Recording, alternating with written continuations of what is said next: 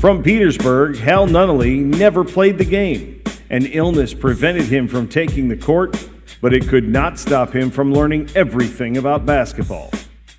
He kept the scorebooks at Randolph-Macon as a student for legendary Jackets coach Paul Webb. After coaching at Prince George High and Tidewater Academy, Hal returned to Ashland to coach alongside his mentor. He was first in charge of Macon's junior varsity team, where he won 86% of his games over 3 seasons. In 1975, Nunnally took over for Webb as head coach of the Yellow Jackets, a position he held for 24 seasons. He is the winningest coach in Randolph-Macon history with 431 victories, winning at least 20 games 10 different times. Hal's teams won 5 ODAC titles, made the NCAA tournament 10 times, and played for a national championship in 1977. He won 11 different Coach of the Year awards and was inducted into the Randolph-Macon Hall of Fame in 2004.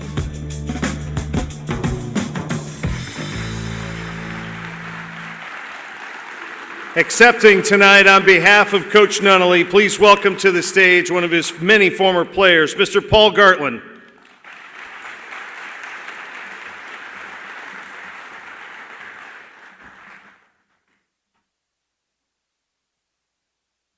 Well, when I agreed to do this, they didn't tell me I had to follow the Sean.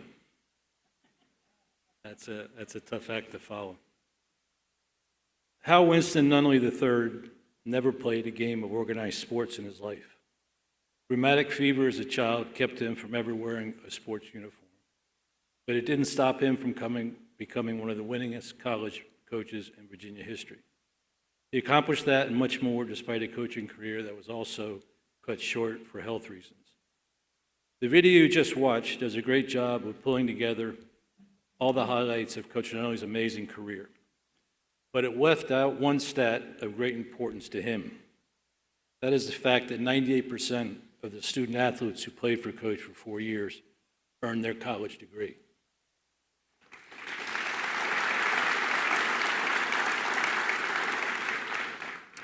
You don't end up in this Virginia Sports Hall of Fame without support from your peers and your players. One of his peers was Coach Gary Williams, the third winningest coach in ACC history behind 2 guys named Smith and Krzyzewski, who coached at the University of Maryland to the 2002 National Championship, is in both the Collegiate and Naismith Hall of Fames. And Coach Williams says, "I never looked forward to playing Randolph-Macon because I knew we could get beat."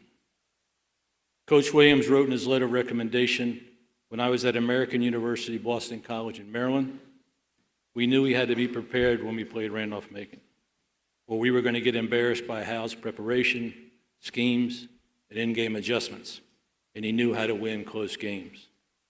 He went on to say, "Playing against Coach Nunnally was like playing against the Bobby Knight coach team. His teams were always so disciplined, mentally tough, played far above their talent level. Isn't that the real definition of a Hall of Fame coach?" I played for Coach Nunnally in the early 1980s, and we became lifelong friends. On behalf of Coach Nunnally's family, his friends at both Tidewater Academy and his alma mater, Petersburg High School, as well as all of his friends at Randolph-Macon College, it's an extraordinary gift for me to accept this induction in Coach Nunnally's honor. I'd like to recognize Coach Nunnally's family, his aunt Dot Schreiber, who fell ill earlier today and could not join us, her 2 daughters, Jenny Walker and Ellen Gaddy, and Jenny's grandson, Logan Walker, who are all here tonight. We're so happy you're here. At the age of 36, nothing was harder for Coach Nunnally than following in the footsteps of Hall of Fame coach Paul Webb, who collected 5 Hall of Fame honors everywhere he played or coached. Coach Nunnally lived up to all the pressure and expectations and is now in 4 Hall of Fames everywhere he coached. The 2 of them together are most responsible for Randolph-Macon's 65% all-time winning percentage that ranks 5th among all schools in all divisions in the state of Virginia. And what a blessing it is that these 2 Hall of Famers now share Webb Nunnally Court and Randolph-Macon's Crenshaw Gymnasium. Coach Nunnally was a fine public speaker, always clear in his thoughts and impeccable in his delivery. When he went to the podium, you listened anxiously as if he had you by the collar of your shirt, and he never wasted a word. Tonight, I think he would say, Paul, be humble, be brief, and from the heart.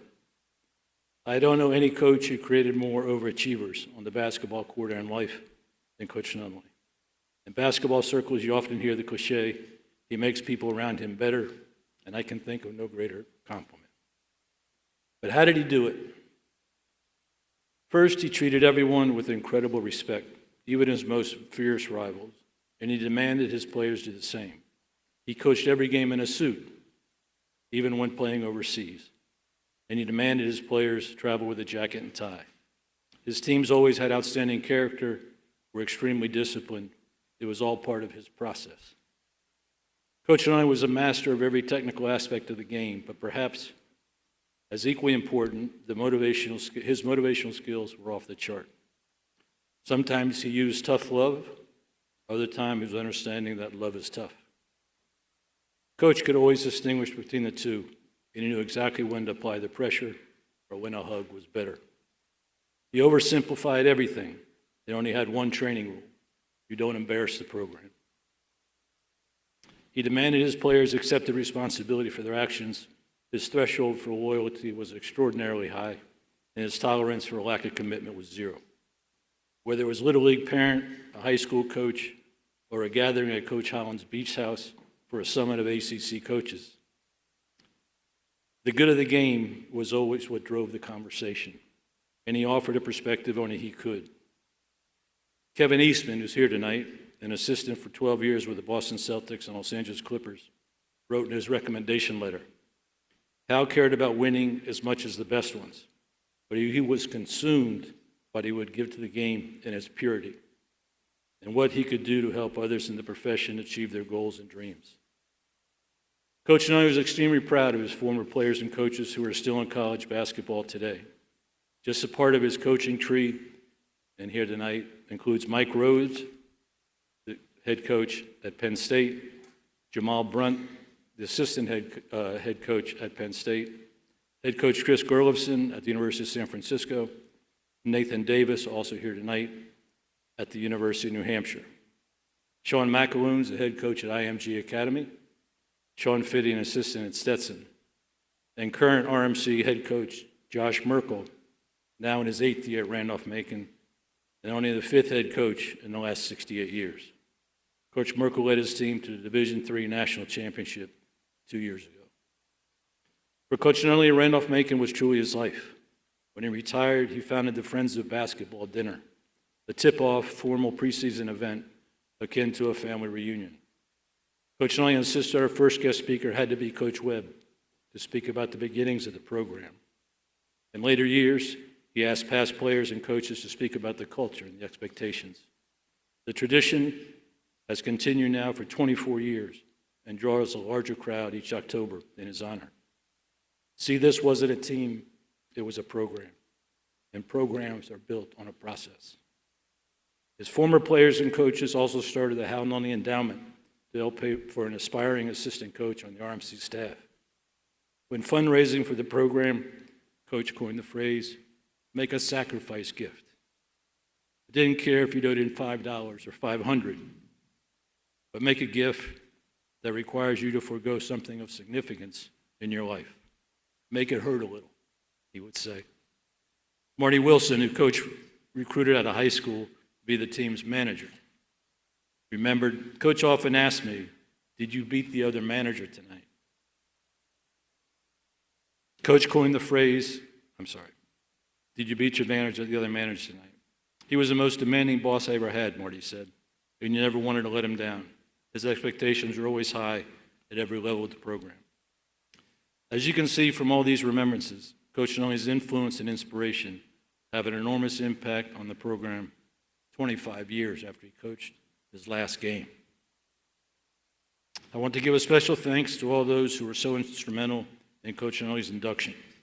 Phil Stanton, Marty Wilson, Jeff Burns, Jerry Lindquist, John Averett, Larry Ward, as well as letter writers and coaches Paul Webb, Gary Williams, Terry Holland, John Beeline, Jim Larinaga, Bobby Ross, Barry Parkhill, Charlie Moyer, Jim Phelan, Kevin Eastman, and Bill Millsaps.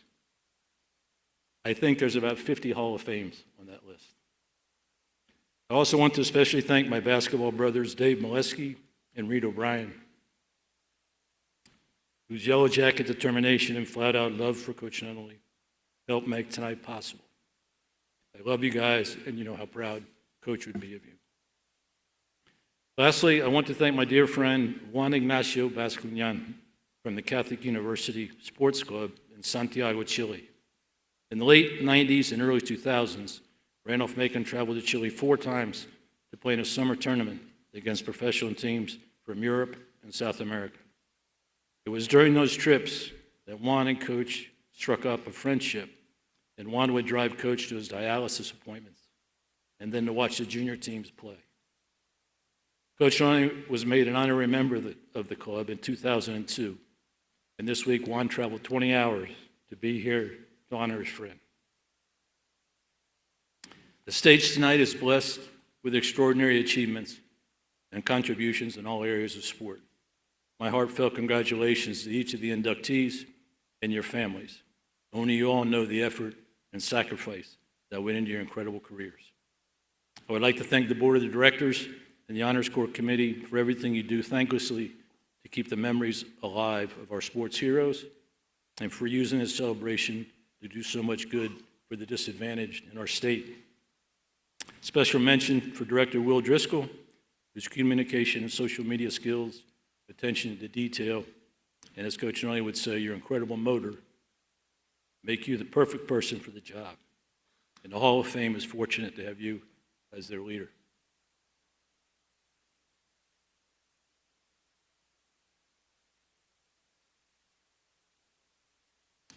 It was also Will's idea to leverage the Hall of Fame's presence throughout the state to use sports to meet some of the mental health needs of our youth. It's an incredible initiative, and it's very well done, Will. 20 years ago, in 2004, Coach Nunnally was inducted in the Randolph-Macon College Hall of Fame. As his health was failing him, he was unable to attend the ceremony and asked me to accept on his behalf. When asked what he wanted me to talk about, he said, "Just tell him we've proven it, we can do it the right way. We could take relatively talented kids and get them to play hard for the name on the front. We graduated them on time, and we prepared them for life. That's what really matters," he said.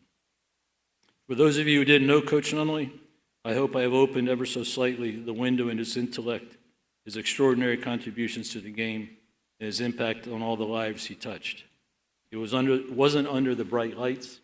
It wasn't on chartered flights. Hardly ever in the national news.